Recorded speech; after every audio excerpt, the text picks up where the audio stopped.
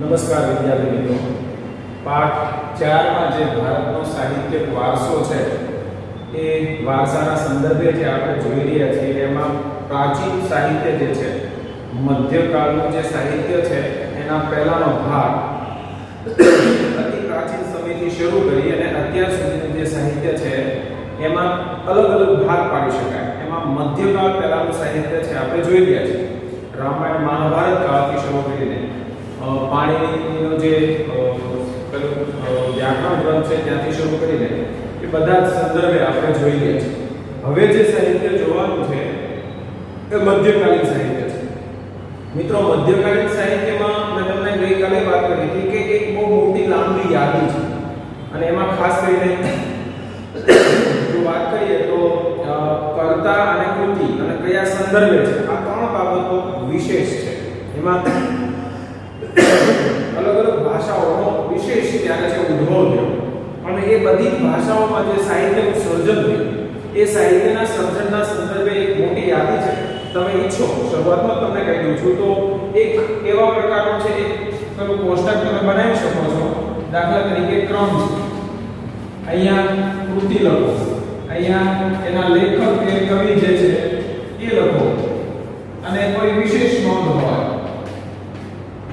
તો તે સંદર્ભે તમે લખી શકો. દાખલા તરીકે અહીંયા છે આપણે એક બેન છે લખવાનો વિચાર કરીએ તો પહેલા છે એ સોમદેવ, અહીંયા છે એ સોમદેવ કથા સરિત સાગર, આ એમની કૃતિ છે. માની લો કે વિશેષ નોંધમાં છે બીજું કંઈ નથી આપેલું તો એને ડેશ કરી નાખો. બીજું છે કે આપણે જો જોવું હોય તો કલહણનો રાજતરંગિણી, આ છે એ રાજતરંગિણી, લેખક કવિ કલહણ. જે કોઈ તમારે ત્યાં નામ એમાં સૂચવું છે તમે લખી શકો. હવે આમ તો છે કે અહીં વિશેષ નોંધમાં તમે છે એ કાશ્મીરનો ઇતિહાસ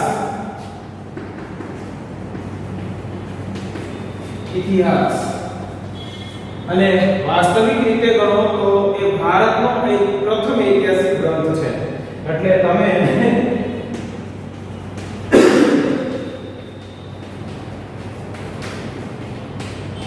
આવું કહી શકો. હવે તમે સમજી શકો છો કે અહીંયા એક લેખક કે કવિ જે છે એની એક યાદી બની જશે, એની સામે એની કૃતિ આવી જશે અને એમાં જે કંઈ એની વિશેષ બાબતો છે એ વિશેષ બાબતો પણ આવી જશે. એટલે બરાબર સમજી લેજો કે આ પ્રકારનો જે આખો એક કોષ્ટક તૈયાર થશે એ સતત તમે વાંચ્યા કરશો. આમાંથી ટૂંકા પ્રશ્નો પૂછવાની શક્યતાઓ ફૂલ છે અથવા તો એ જ પૂછે એવું સમજી લો. પણ ત્યારે છે આ પ્રકારની જો કોઈ સમસ્યા તમને છે એ નડે નહીં, એના માટે થઈને જો આ પ્રકારે તમે તૈયાર કરશો તો જ્યારે જ્યારે તમારી નજર પડશે ત્યારે કથા સરિત સાગર, લેખક કોણ, કવિ કોણ, સોમદેવ, અહીંયા જે કવિ રાજતરંગિણી તો કોણ, કરતા છે એ કલહણ. તો આ પ્રકારે છે એ શેના માટેનો છે? કાશ્મીરનો ઇતિહાસ છે, પ્રથમ ઐતિહાસિક ગ્રંથ છે. તો એ પ્રકારે એક કઈ કૃતિ છે, કયા કરતા છે અને શેના સંદર્ભે છે વિશેષ નોંધ સાથે તો એક કોષ્ટક બનાવી શકો. અને એમાં અલગ અલગ આખા જે મધ્યકાલીન સાહિત્ય છે, મધ્યકાલીન સાહિત્યમાં કયા પુસ્તકો કોણે લખ્યા છે અને શેના સંદર્ભે લખ્યા છે અથવા કઈની વિશેષ બાબત કઈ છે, આટલી બાબતો તો તમને સમજમાં મળી જશે તો ઘણો ફાયદો મળશે. એટલા માટે પહેલે તો સૌથી બાબત એ મહત્વની છે કે કોષ્ટક આવું બનાવ્યું તમને એક લાંબી છે નામાવલી એમ જ યાદ રાખવા બદલે હા એમાં પાછું તમે એવું પણ કરી શકો કે મધ્યકાલીનનું મુઘલ સાહિત્ય આવું પણ પૂછાય. મુઘલ સાહિત્ય છે, સંસ્કૃત સાહિત્ય છે કે બીજું કઈ એવું સાહિત્ય હોય, તમિલ સાહિત્ય છે વગેરે જે કઈ સાહિત્ય છે એ મધ્યકાળના સમય દરમિયાન રચાયું હોય તો ત્યાં તમે દાખલા તરીકે આને છે કોઈ એક સાહિત્યમાં આમાંથી મૂકી શકો તો ત્યાં તમે એની નોંધ પણ કરી શકો જેથી કરીને તમે છે અલગ તારવી શકાય. દાખલા તરીકે મુઘલ શાસકો જે છે એના જે સમ્રાટો છે એ પણ કેટલીક અંશે છે એમણે પણ સાહિત્યનું સર્જન કર્યું છે. તો એ જે સાહિત્ય છે એ સાહિત્ય મુઘલકાલીન, યાદ રાખો કે મધ્યકાલીન સાહિત્ય તો છે જ પણ મધ્યકાલીન સાહિત્યમાં એ મુઘલકાલીન સાહિત્ય છે. એટલે એ પણ તમને અલગથી ખબર પડી જશે કે કોણ કોણે કેવા પ્રકારનું સાહિત્ય લખ્યું છે. તો એ અલગ સમજવા માટે પણ એક કેટલીક સરળતાઓ થશે. એટલે તમે ઈચ્છો તો આ પ્રકારે એક આવું પોસ્ટર બનાવી નાખવાનું છે અહીંયા કયા સાહિત્યમાં છે, શેના સંદર્ભે લખાયું છે, એ પણ કેટલાક અંશે છે તમે છે બતાવી શકો છો. તો એ પ્રકારે થોડી તૈયારી કરશો તો વધારે સરળતાનો વિશેષ રીતે યાદ રાખવાનું થશે.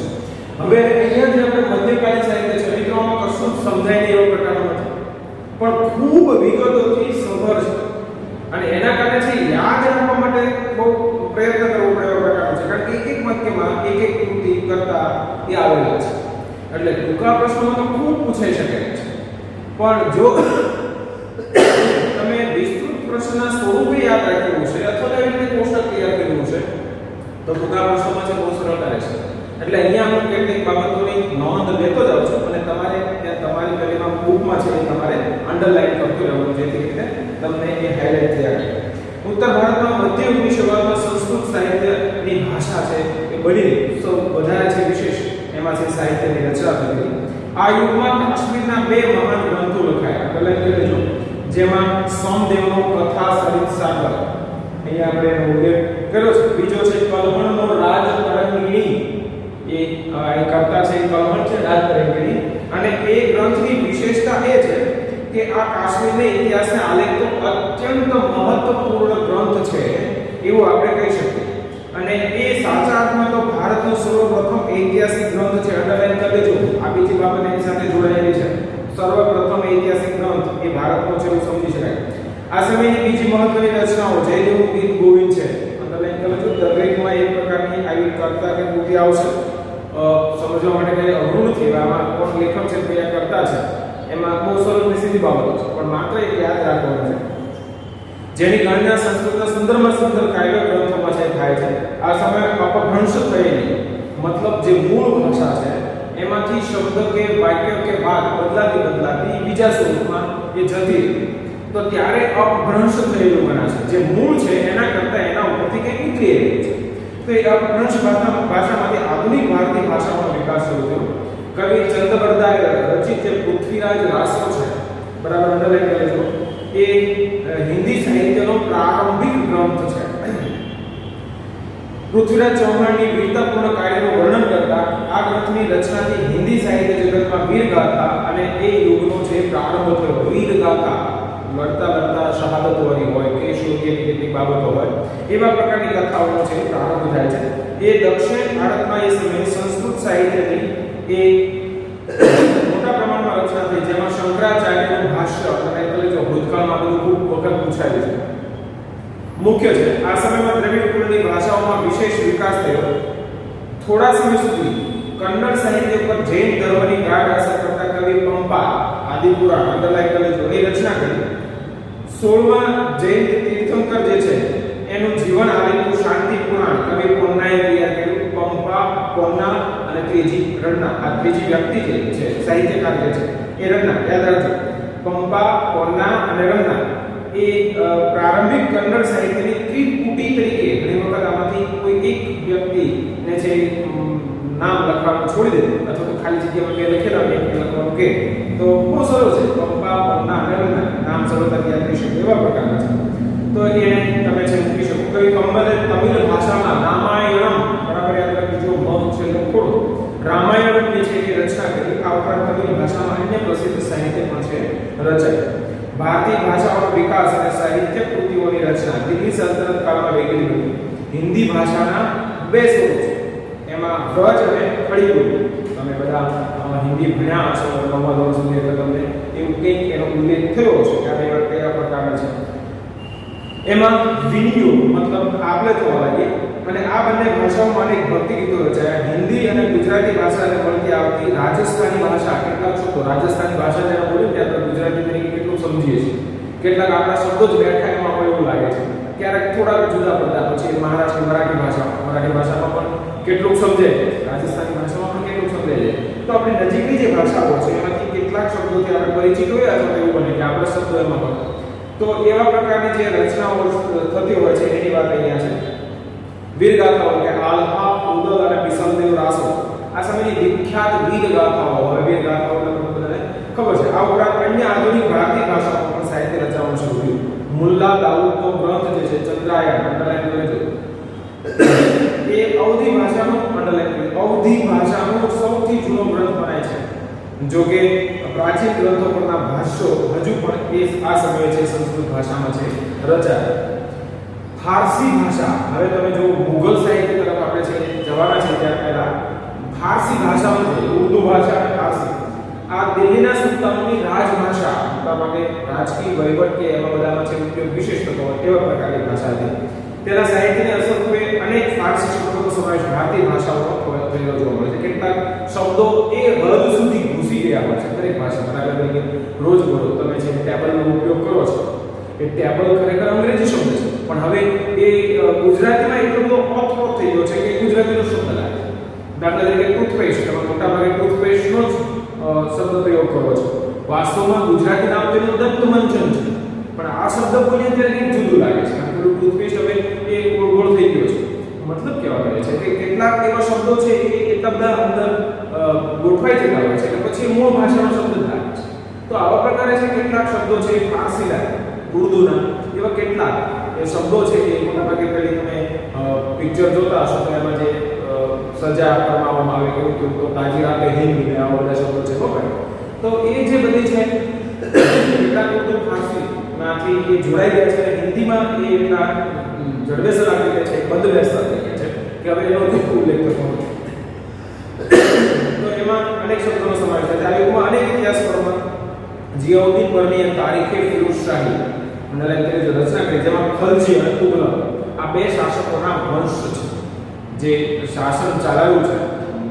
એમાં છે અલગ અલગ વંશો એ સમયગાળા ભાવનગરમાં છે દાખલા તરીકે બોહિલ વંશનું છે રાજ્ય હતું, તો બોહિલ વંશનો છે સંદર્ભે લખાયું હોય તો એ પ્રકારે છે તુગલક અને ખલજી વંશના સંદર્ભે છે લખાયું છે.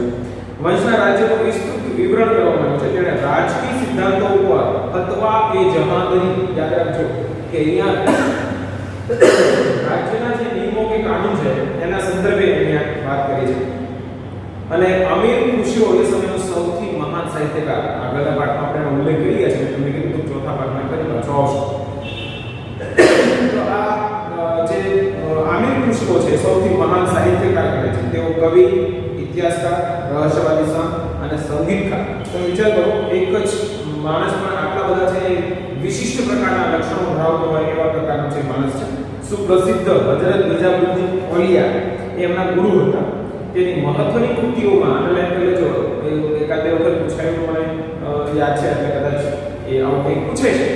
તો એની જે મહત્વની કૃતિઓ છે એમાં આસિકા, નૂર, સિપિહર અને કિરાતુલ સદાય આનો છે એ સમાવેશ થાય છે.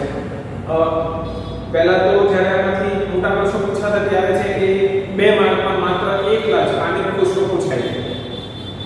એનો છે સંગીત ક્ષેત્રનું પ્રદાન કે સાહિત્ય ક્ષેત્રનું કે એક રહસ્યવાદી સંતના સંદર્ભે કોઈ પણ બાબત મૂકી અને પછી તમારે છે એનો પરિચય આપવાનો. 2 માર્કમાં સ્વતંત્ર રીતે એક પ્રશ્ન પૂછાતો, પણ તેમ છતાં કદાચ એવો પ્રશ્ન પૂછાય તો પણ હવે આપણને આવા કેટલાક સંદર્ભે જે પ્રશ્નો પૂછે છે ત્યારે આ બધી બાબતો એ વાકેફ હોવી જરૂરી છે.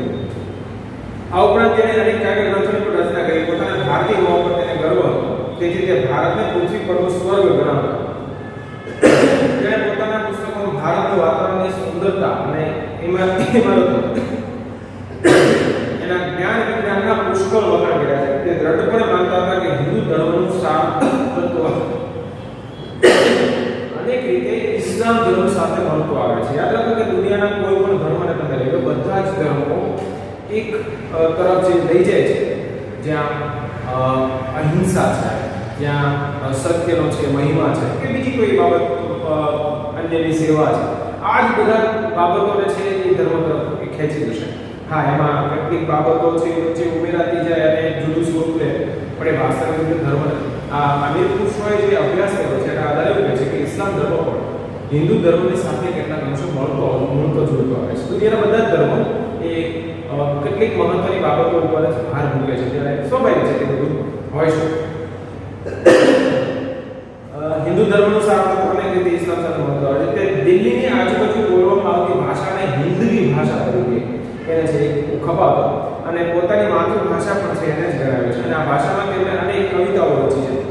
તેમણે હિન્દી અને ફારસી, યાદ રાખો હિન્દી અને ફારસી કદાચ પરીક્ષામાં પૂછાય છે, હિન્દી અને ફારસી ભેગી કરીને દ્વિભાષી ચોપાઈઓ 2 ભાષાઓનો સંયુક્ત તરીકે છે જોડી અને ચોપાઈઓની જે રચના કરે છે એ દોહાઓ પણ છે તેમણે શરૂ કરેલા આ સ્વસ્થ પરંપરા બંને ભાષાઓના સંયોજનથી જે બન્યું એ સદીઓ સુધી છે એ પરંપરા ચાલુ અને એમાં સાહિત્યનું સર્જન થતું.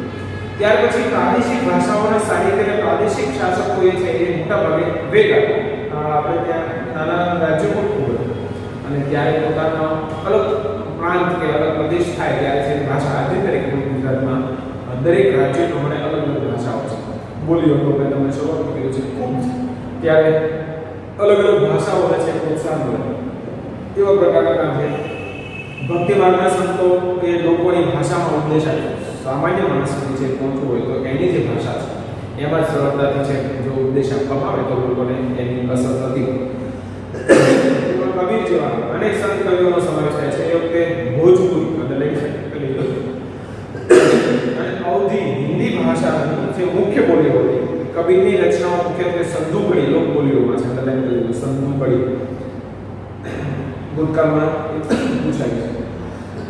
તેના દોહરાઓ લોક સાહિત્યનું અંગ બન્યા છે. મલિક મોહમ્મદ જાયસી અવધીમાં પદ્માવત નામનું મહાકાવ્ય લખ્યું. આ ઉપરાંત તુલસીદાસનો પ્રસિદ્ધ ગ્રંથ રામચરિતમાનસ આ સમયે અવધી ભાષામાં આ યુગમાં અવધી ભાષાના બીજા કવિઓ પણ છે થયા છે. આ યુગમાં હિન્દી ઉપરાંત બીજી ભાષાઓમાં પણ સાહિત્ય છે રચાવાનું શરૂ થયું. બંગાળમાં સુલતાનોના આશ્રય લઈને કૃતિવાસે બંગાળીમાં રામાયણ અને પ્રસિદ્ધ કવિ ચંડીદાસ સેંકડો ગીતો રચ્યા. બંગાળમાં સંત ચૈતન્યથી ભક્તિ ગીતો લખવાની પરંપરા છે શરૂ થઈ. નરસિંહ મહેતા છે એમણે ગુજરાતીમાં અને નામદેવ તથા એકનાથે મરાઠીમાં ભક્તિ ગીતો રચ્યા. જૈનુલબ્દીન આશ્રય છે કાશ્મીરમાં મહાભારત અને રાજ તરંગી જેવા અનેક સંસ્કૃત ગ્રંથોનો છે ફારસીમાં અનુવાદ થયો. અને એવું પણ ઘણી વખત બન્યું છે કે કોઈ એક ભાષામાં રચાયેલું સાહિત્ય છે અન્ય ભાષાને ઉપયોગી થઈ શકે એટલા માટે તેનું ટ્રાન્સલેશન મતલબ વિજયનગરના સમ્રાટોના શાસનકાળમાં સંસ્કૃતનો વિકાસ ચાલુ નામ છતાં આ યુગમાં તેલુગુ સાહિત્યનો વિકાસ પણ મહત્વપૂર્ણ કાળ ગણાવી શકાય. વિજયનગરનો મહાન સમ્રાટ કૃષ્ણદેવરાય તેલુગુ અને સંસ્કૃતના લેખક હતા. તેમણે આમુક્ત માલ્યદા ગ્રંથની રચના કરી છે. હવે તમને એવું લાગશે કે કદાચ આ પ્રકારનું કોષ્ટક બનાવેલું હોય તો વધારે સરળ પડે તો એ પ્રકારે છે તેમાં કોષ્ટક બનાવવાનું છે આગળ રાખજો તો વધારે સરળ રહેશે. મુઘલ શાસન દરમિયાન વાસ્તુકલા અને અન્ય કલાઓની સાથે સાહિત્યનો પણ વિકાસ થયો. પ્રથમ મુઘલ બાબરે તુર્કી ભાષામાં તુજુકે બાબરી અંડરલાઈન કરી જો પ્રથમ મુઘલ બાબરે હવે તમને મુઘલ સાહિત્ય મધ્યકાલીન મુઘલ સાહિત્ય યાદ રાખજો કે મધ્યકાલ તો ખરો જ પણ એ સમયગાળા દરમિયાન રચાયેલું મુઘલ સાહિત્ય મુઘલ શાસકો સમ્રાટો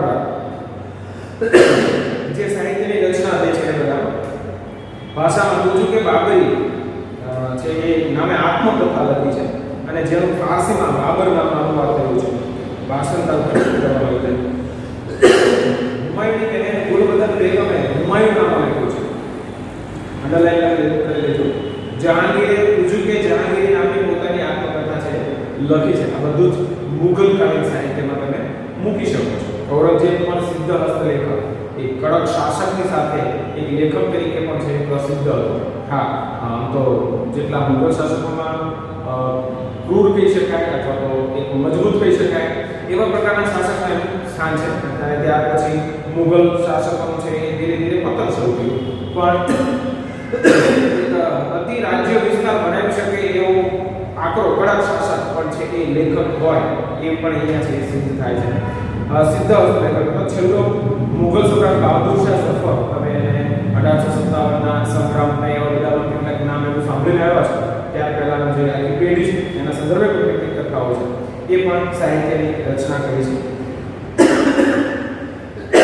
તુલસીદાસ અને સુરદાસ આ યુગમાં હિન્દી ભાષાના મહાન સાહિત્યકારો થઈ ગયા. કવિ કેશવદાસે પ્રેમ અને વિરહના આંદોલન કર્યું. એ સમયે પણ આ વિષયો ઉપર પણ એ ગ્રંથો રચાયા છે. એટલે એક ક્ષેત્ર ઉપર જ નહીં પણ જીવનના વિવિધ પાસાઓ પર છે. આર્થિક હોઈ શકે, સામાજિક હોઈ શકે, પ્રેમ અને વિરહ હોઈ શકે.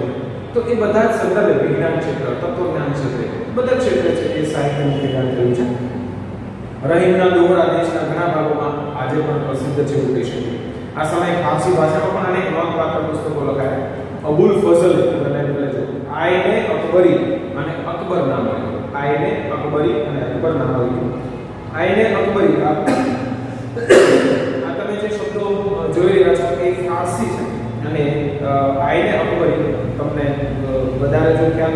એ હિન્દી ભાષામાંથી લીધો હોય એવું લાગે છે, પણ એ મિક્સ એ હવે એક સાથે જોડાઈ જાય છે.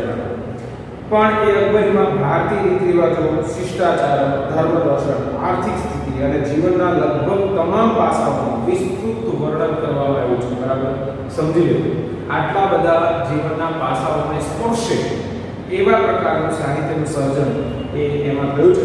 એક ઐતિહાસિક કૃતિ તરીકે આ ગ્રંથ ઘણો જ મૂલ્યવાન છે. અબુલ ફઝલનો ભાઈ ફૈઝી ફારસી ભાષાનો એક મહાન કવિ હતો. અંડરલાઈન કરી દો. તેણે અનેક સંસ્કૃત ગ્રંથોમાં ફારસીમાં અનુવાદ કર્યા. અકબરે તો મહાભારત, રામાયણ, અથર્વવેદ, ભગવદ્ ગીતા અને પંચતંત્ર આ જે કથાઓ છે, આ બધા જે ગ્રંથો છે, એ ગ્રંથોનો અનુવાદ કરવા માટે તેને એક અલગ ખાતાની સ્થાપના કરી અને અકબરના સમયના ઇતિહાસના ઘણો ગ્રંથો લખાય છે. ટૂંકમાં તમે સમજી શકો છો જે મહત્વના એ હિન્દુ ધર્મના ગ્રંથો હોય તો પણ ફારસીમાં, ઉર્દુમાં જે ભાષાંતર થાય અને લોકભોગ્ય બને એ સમયે છે આટલા બધા લોકો છે એનો ઉપયોગ કરી શકે, એમાંથી સમજી શકે, પોતાના જીવનનું ઘડતર કરી શકે. એટલે વિવિધ ભાષાઓમાં ત્યારે કોઈ એવા પ્રિન્ટિંગ પ્રેસ એવો નહોતો, એટલે એક લહિયા તરીકે જે કામ કરતા લોકો એને બેસાડવામાં આવે એ એની કોપી કરે અને કોપી પાછી જે લોકો સુધી પહોંચાડે. એટલા માટે એની ભાષાંતર કરવા માટે તેને ખાતાની વ્યવસ્થા કરી દીધી. મધ્યયુગની સૌથી મહત્વની ઘટના અંડરલાઈન કરી લેજો, ઉર્દુ ભાષાના જન્મની છે. આ નવી ભાષા સાહિત્યની દ્રષ્ટિએ સૌથી સમૃદ્ધ એવી અન્ય આધુનિક ભાષાઓની ઘરોમાં આવી ગઈ છે. આ ભાષાઓમાં વલી, મીર દલ, મીર તકીની, નઝીર અકબરાબાદી, અસ્દુલ્લા ખાન, ગાલી જેવા મહાન કવિઓ થઈ બહુ મોટી લાંબી યાદી છે. એ લાંબી યાદીને આપણે અહીંયા જોવાની છે.